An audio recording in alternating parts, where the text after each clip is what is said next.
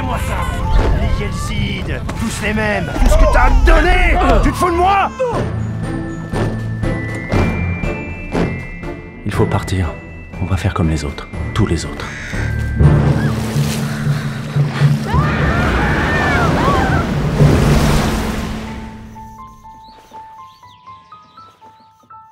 En fait, j'avais envie de parler des migrations et de les raconter comme un conte, en partant de l'idée qu'effectivement, c'était des histoires que tout le monde connaissait plus ou moins, et que tout le monde avait dans sa famille un grand-père, une grand-mère, un arrière-grand-père, une arrière-grand-mère, pour des raisons X ou Y, avait été obligé de partir d'un pays ou de faire un voyage, quoi, ce voyage.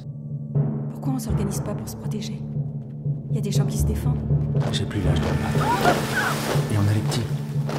Il faut partir. On va faire comme les autres. Tous les autres.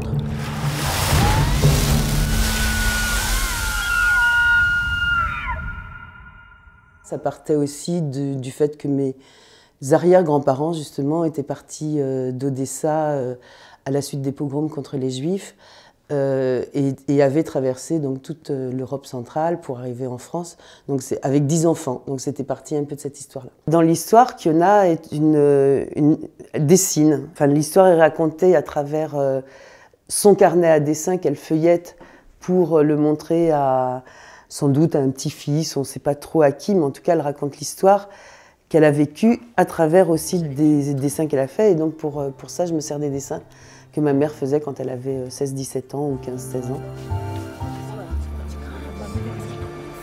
Je n'avais jamais vu autant de monde à la fois. Ils arrivaient de partout.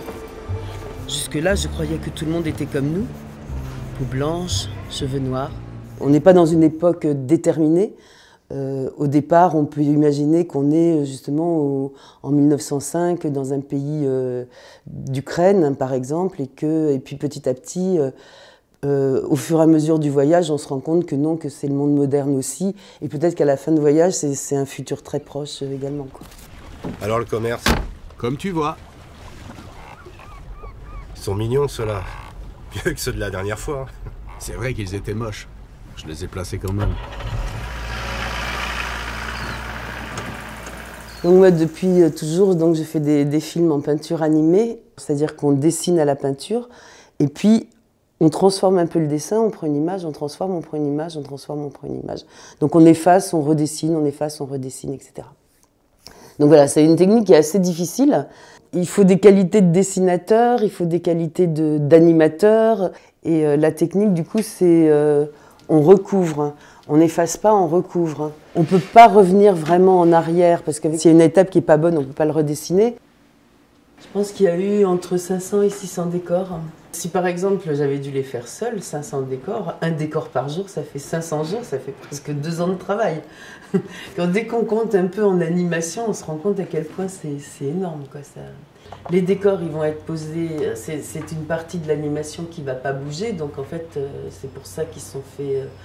qui peuvent être faits en avance, et donc on les met sous les vitres de façon à ce qu'ils ne soient pas transformés par l'animation, et ensuite l'animation se fait au-dessus des décors. Toutes les parties qui bougent vont se faire au-dessus des décors, qui eux restent stables en dessous.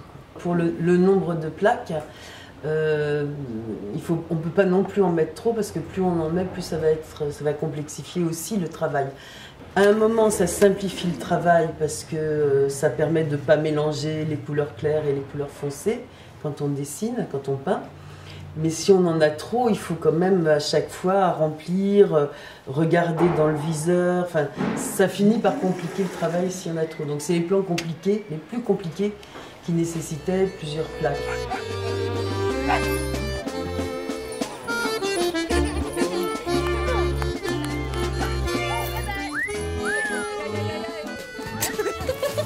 Il a bien fallu que je m'y mette.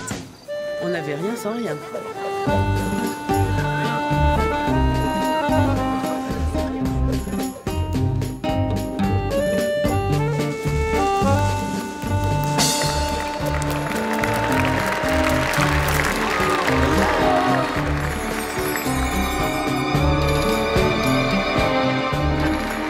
Je veux que ça la réalisatrice Florence Viard.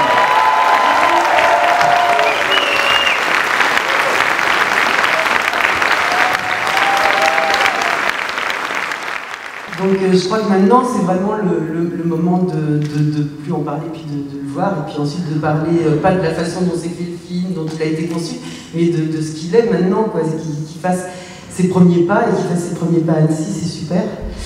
Voilà, donc c'est comme un bébé maintenant qu'on lâche dans le monde, et voilà, c'est ses premiers pas. Donc,